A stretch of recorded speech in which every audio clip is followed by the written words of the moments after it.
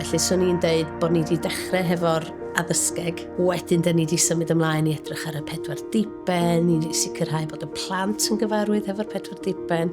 Da ni edrych ar yn gwerthoedd ni a be di fframwaith yn cwricwlwm ni. Yn hytrach na edrych ar be di'r gweithgareddau. Oedden ni'n ystyried beth oedden ni'n gyrru tuag at cyn oedden ni'n dechrau dylunio'r gweithgareddau. A o hynny, da ni wedi arwain fewn i'r stori a dysgu.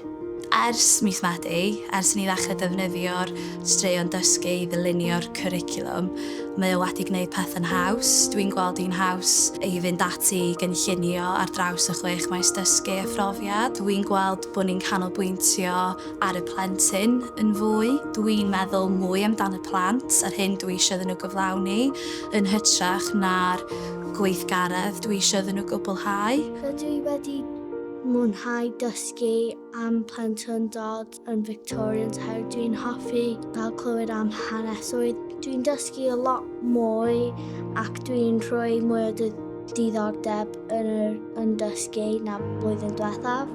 Un o'r pethau mawr da ni'n neud ydy da ni'n dechrau hefo cwestiwn a cwestiwn hanfodol, ond yn hytrach na cynllunio lot o weithgareddau, be da ni wir yn neud ydy sicrhau bod ni wedi gosod y cwestiwn mewn cyd-destun, bod o'n berthnasol i'r plant a bod ni'n neud gweithgareddau wedyn i alluogi nhw i wrach ateb y cwestiwn. Enghraifft, beth yw plentyndod? Beth yw plant? Sut i arwain fewn i'w hawliau nhw? Sut i arwain i sut da ni'n trin yn gilydd? Beth sy'n wahanol am blant ac oedolion? Sut i arwain at sut mae plant yn tyfu?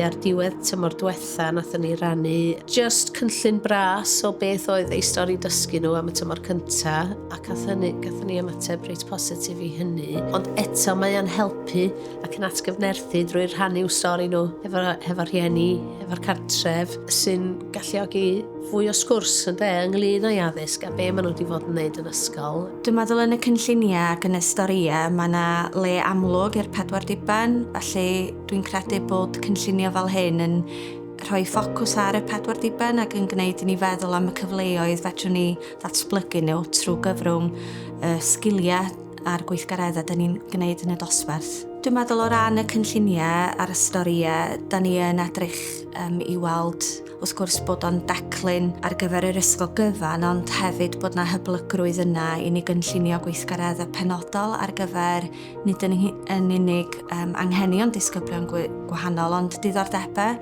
disgyblion gwahanol hefyd, a felly bod ni'n teilwr efo yn fwy tuag at y plentyn. Dwi'n gweld bod defnyddio'r ddull yma llawer fwy hyblyg o ran yn templed da ni'n defnyddio.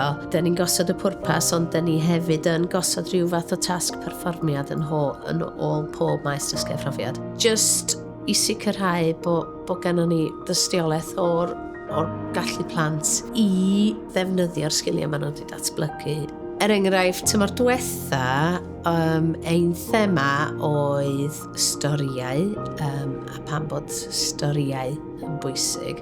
Felly yn y feithrin derbyn, oedd y plant yn defnyddio'r dull pai cobit, a gathon nhw'r cyfle wedyn i adrodd stori, creu fideo, anfon hwnna adre i ddangos i'r rhieni, ac oedden nhw wrth i boddau yn gweld sut oedden nhw wedi datblygu o ran yr iaith a'r ffaith bod nhw'n medru adrodd stori o'r dechrau i'r diwedd, yr rhieni di'r rhyfeddu. Dwi wedi mwynhau fel ysgrifennu sgriptiau wedyn recordio fo, a wedyn fel anfon fo i'r rhieni gweld. Dwi'n teimlo fel dwi wedi dysgu fel lot mwy a di rhoi mwy diddordeb mewn o'r gwaith. Dyma ni'n defnyddio yr dull storiau dysgu o mis Medi, felly da ni ar ddechrau'r siwrne storiau dysgu mewn ffordd. Y peth mwyaf pwysig amdan y broses ydy bod na amser o ran yn amserlau ni, cyfarfodydd staff, i rannu beth dyn ni'n neud, yn enwedig am bod ni'n dilyn yr un thema i sicrhau